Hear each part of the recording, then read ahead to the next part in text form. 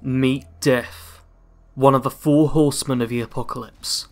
This character build is part of a collaborative series with 3 other small Skyrim channels.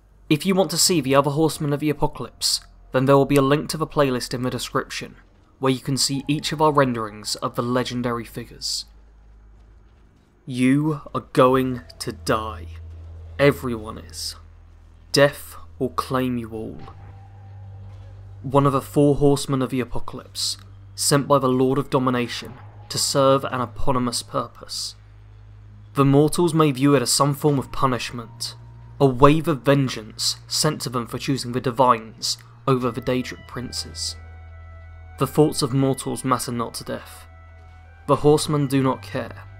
They do not feel mercy or pity for those that they slay. Death will take all that stand before it. There is no escape. The main skills of the build are Conjuration and Enchanting.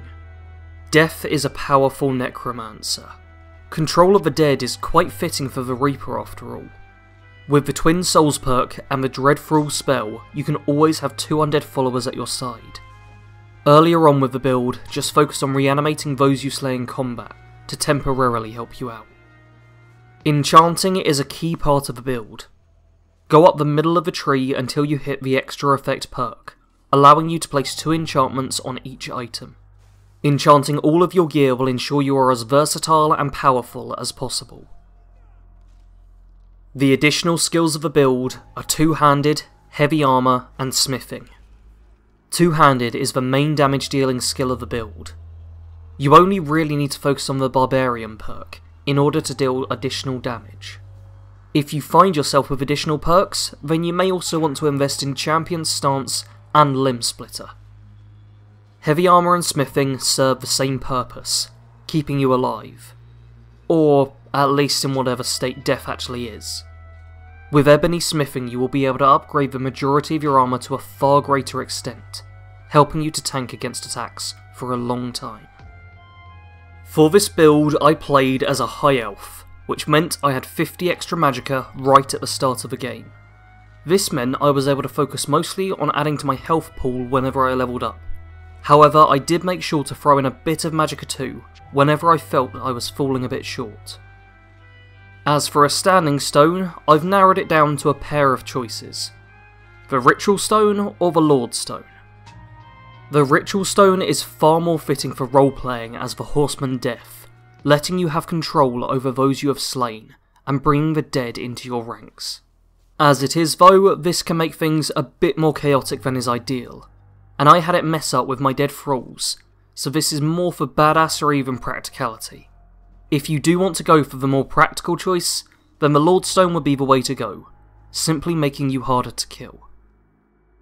The main weapon for this build will be the Headman's Axe. I chose this mostly for the aesthetic, as it's arguably not the strongest weapon you can go for. It can't be improved at a grindstone, which is its biggest downside. However, it can still be enchanted. I went with Absorb Health and Soul Trap for the enchantments, as it fitted best with the character. Each swing of his axe takes away the life force from those it touches, and when they die he gains their souls. The armour for this build is the Nightingale Hood, Ebony Armour, boots and gloves, and of course a ring and necklace for additional enchantments.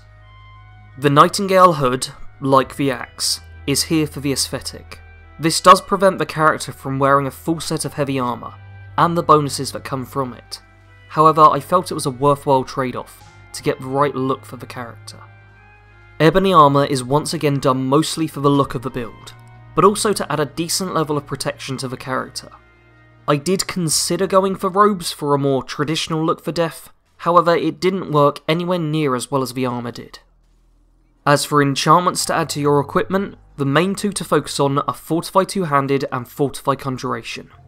Additionally, I went with Fortify Health and Fortify Heavy Armour to help with the survivability of the build, as well as Resist Fire, which counters the increased damage to fire we would take from being a vampire. Speaking of which, let's get on to the factions you'll need to join with this character. There are 2 factions which I have included with this build, the Thieves Guild and the Volkihar Vampires. The Thieves Guild is admittedly a bit of a strange choice for the Reaper of Souls. However, you need to go through their quests in order to get the Nightingale Hood. This is the only reason for joining them. If you are looking for justification from a role-playing standpoint, then I would suggest claiming that Mologbal has decided he wants the skeleton key for himself and is using his horsemen to obtain it. The Volkihar vampires are a much more fitting faction to be siding with. Joining them will turn Death into an undead and immortal creature, and help to add to the overall atmosphere of the character. Going through the Dawnguard DLC will eventually lead to you entering the Soul Cairn, where you can learn to summon the undead horse Arvak, who will fulfill the Horseman element of the build. In addition to Arvak, you will travel with several others. With Dead Thrall and Twin Souls, you can have 2 undead followers with you as you travel around. Whenever you do summon Arvak, one of these undead followers will die once more, so don't get too attached. To add to the follower count, I also advise having a standard follower with you, equipped with a full suit of Daedric armour and a Daedric battle axe. I chose to roleplay that this was a Daedric follower who assists Death in wiping out all life from Mundus. In reality, I just picked up a mercenary and kitted them out. However, when you're picking your follower, try to go for a somewhat evil one. Going down the Dark Brotherhood questline wouldn't be a bad idea for getting either Cicero or an initiate at your side.